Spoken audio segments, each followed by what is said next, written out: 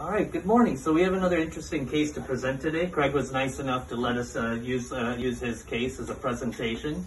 The interesting about this is we have to treat two teeth, the exact same mirror teeth, one on the right side where we placed the crown, and that we did about a year ago. And then today we seated the crown on the left side, exact mirror teeth, but we treated it differently. As you can see on the right side, we brought the margin of the crown all the way down to the gum line, while on the left side, we did not.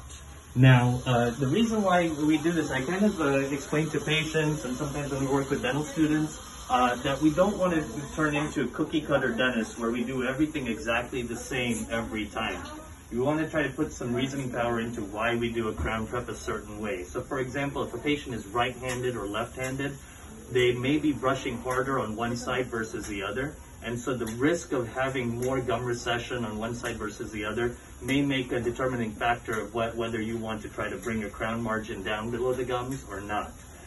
Also, in a case like this, ideal scenario would be gingival grafts to correct the gum recession before placing the crown. We spoke to that with Craig before, and we opted out of that option, and we wanted to just work on the crowns without any additional grafting procedure, which is perfectly fine. Many patients opt out of the gingival graft, and we have to kind of decide on what we need to do to compensate if we don't do a gingival graft.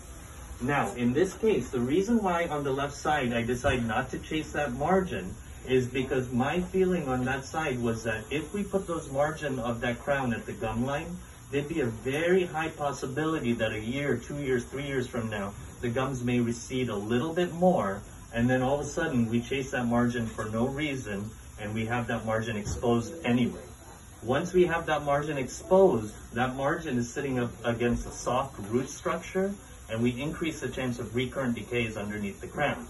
If we keep it up high and keep that margin on the enamel structure of the tooth, that tooth is going to be, that margin is going to have a lot better seal.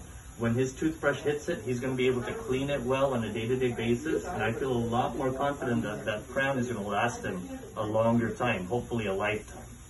So those are the kind of things we think about. Are we predicting more recession? How well is the patient going to be able to clean the area? And then also, what do we predict in the future with whether that margin can stay below the gum line, or is it going to become exposed over time? How does everything feel now that we seated the crown? Feels great. Feels great? All right, awesome. I appreciate you letting us present today.